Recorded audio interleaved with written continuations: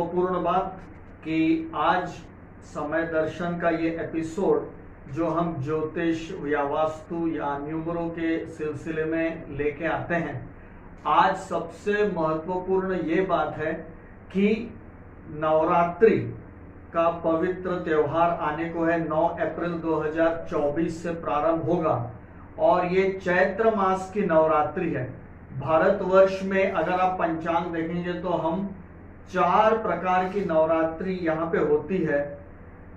जो एक होती है जो दशहरे के समय, एक होती है अभी चैत्र में, और एक होती है आषाढ़ में, और एक और नवरात्रि होती है। तो 2 नवरात्रि को हम कहते हैं, 2 नवरात्रि गुप्त नवरात्रि है और ये 2 नवरात्रि जो प्रकट रूप में जो हम उत्सव मनाते हैं दशहरे के दौरान और अभी चैत्र मास में। और ये कहा जाता है कि इस पूरी सृष्टि का, ब्रह्मांड का निर्माण भी ब्रह्मा जी ने चैत्र मास में ही किया था। और नवरात्रि से पहले जो अमावस्या आने वाली है 8 अप्रैल 2024 को, उस दिन सूर्य ग्रहण भी है।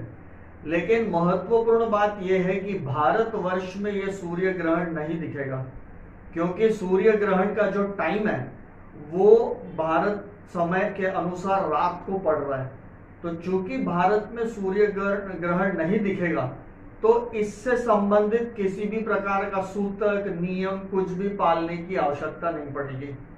तो सूर्य ग्रहण को लेके कम से कम इस सूर्य ग्रहण को जो 8 अप्रैल को आने वाला है, हमें ज्यादा सोचने की जरूरत नहीं पड़ेगी, सूतक या कोई नियम पालने की जरूरत नहीं पड़ेगी। तो ये सूर्य ग्रहण में भारत को उतना परेशानी नहीं है। और सबसे खुशी की बात यह है कि हिंदू नववर्ष के साथ जो हम लोग गुड़ी पाड़वा और दूसरे नाम से मनाते हैं, पूरा हिंदू नववर्ष का उत्साह रहता है। और इस नवरात्रि के आखिरी दिन रामनवमी का त्योहार होता है, राम जन्म का उत्सव होता है, जो कि इस बार तो मेरे ख्याल से बहुत ही विशेष रहेगा। तो इस तरह से ये चैत्र नवरात्रि प्रारंभ हो रही है 9 अप्रैल को, जिसमें जो घट स्थापना का जो मुहूर्त होता है वो मुहूर्त सुबह करीब 6 बजे या उससे थोड़ा आगे स्टार्ट होकर 10:16 के आसपास रहेगा। तो सुबह की ये जो 4 घंटे की अवधि है नवरात्रि के पहले दिन, जो हम कहते हैं शुक्ल पक्ष की प्रतिपदा तिथि, क्योंकि अमावस्या के बाद शुक्ल पक्ष लगता है और पूर्णिमा के बाद कृष्ण पक्ष लगता है। तो ये जो प्रतिपदा तिथि है शुक्ल पक्ष की, ये दिन नवरात्रि का पहला दिन रहेगा, हिंदू नववर्ष का दिन रहेगा। उस दिन घट स्थापना के साथ मुहूर्त होगी, ज्योत कलश जलाए जाएंगे और नवरात्रि का उत्सव प्रारंभ होगा चैत्र मास का। तो सुबह 6 बजे के करीब से 10 बजे तक, 10:16 तक ये जो हमारे लिए मुहूर्त रहेगा, जिसमें हम घट स्थापना और बाकी विधियां कर सकते हैं। अब सबसे महत्वपूर्ण बात यह है कि नवरात्रि के 9 दिन हम देवियों के 9 रूपों की पूजा करते हैं और अलग अलग 9 प्रकार का भोग चढ़ाते हैं, और उससे हमें क्या प्राप्तियां होती है और कौन से अलग अलग रंग को भी हम उस दिन फॉलो कर सकते हैं। ये बहुत महत्वपूर्ण बात है नवरात्रि में देखने के लिए। तो उस बात को यदि हम लेके चलते हैं तो हम देखेंगे कि जो सबसे पहला दिन होता है नवरात्रि का, वो माँ शैलपुत्री का दिन होता है। उस दिन माँ शैलपुत्री की पूजा की जाती है और माँ शैलपुत्री की पूजा जो है उसको किया जाता है तो अच्छे स्वास्थ्य का आशीर्वाद मिलता है। और साथ ही साथ उस दिन जो भोग चढ़ाना है माँ को, वो गाय का शुद्ध देसी घी, ये उस दिन माँ को भोग चढ़ाना होगा। अब हम जब दूसरे दिवस पर आएंगे, दूसरा दिवस माँ ब्रह्मचारिणी का रहता है। माँ ब्रह्मचारिणी को जो भोग चढ़ाया जाता है पूजा पाठ की विधि के बाद, वो शक्कर का भोग चढ़ाया जाता है दूसरे दिन माँ को। और उस दिन जो हमें आशीर्वाद मिलता है वो अच्छे जीवन को बिताने का आशीर्वाद मिलता है माँ ब्रह्मचारिणी की तरफ से। और जब नवरात्रि का तीसरा दिन आएगा, जिस दिन हम माँ चंद्रघंटा की पूजा करते हैं, उस दिन हम पूजा पाठ की विधि के साथ साथ माँ को दूध का भोग लगाते हैं और अच्छी समृद्धि, अच्छी प्रॉस्पेरिटी का आशीर्वाद हमें माँ से प्राप्त होता है।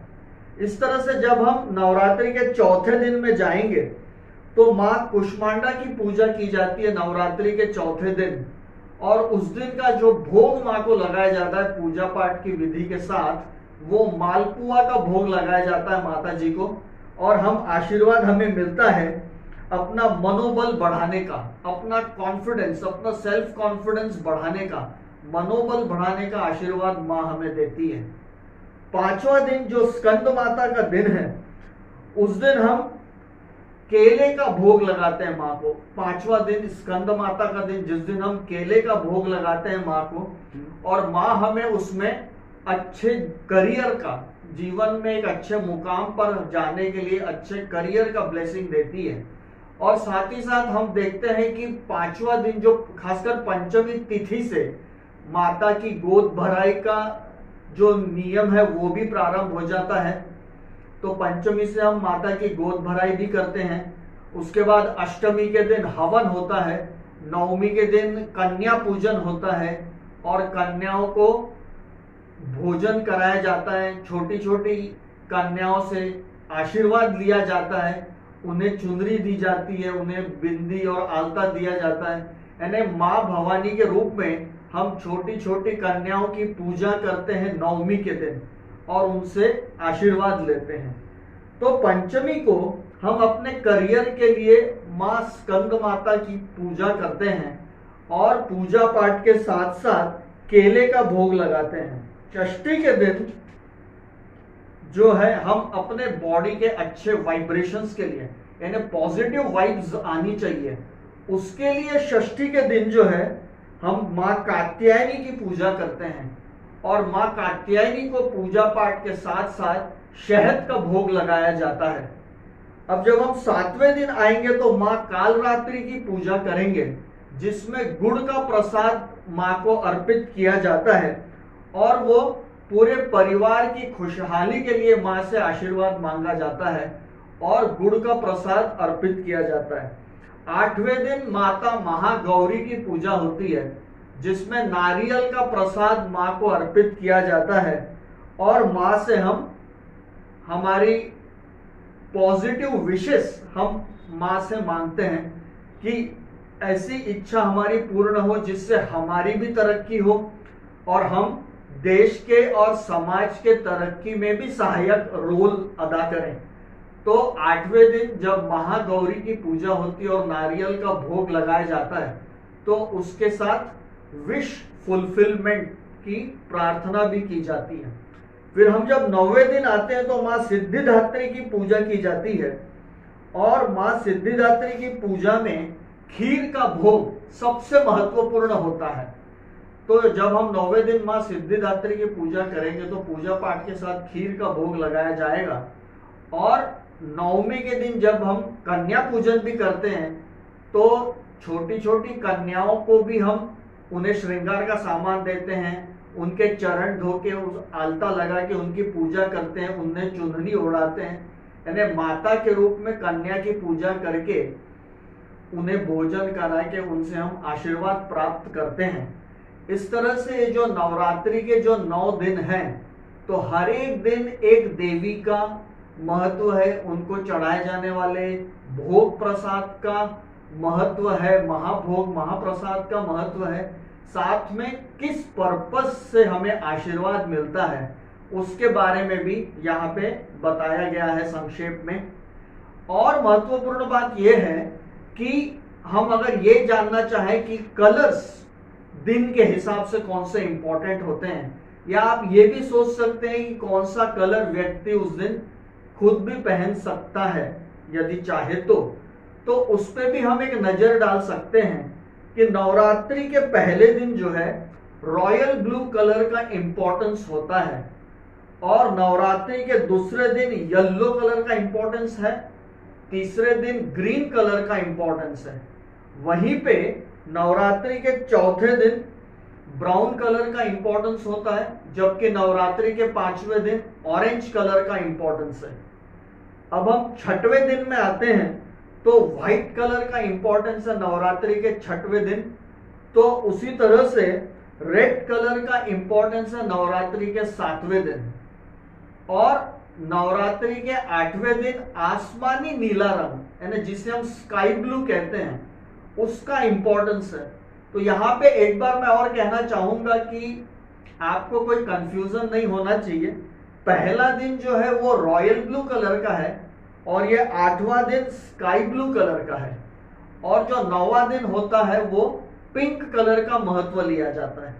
तो इस तरह से आप देखे हैं कि नवरात्रि के 9 दिन किस तरह से हम देवी माँ के 9 अलग अलग रूपों की पूजा करते हैं, क्या प्रसाद चढ़ाते हैं, कौन से कलर का महत्व होता है और किस पर्पस से हमें माँ ब्लेसिंग देती है अलग अलग रूपों में।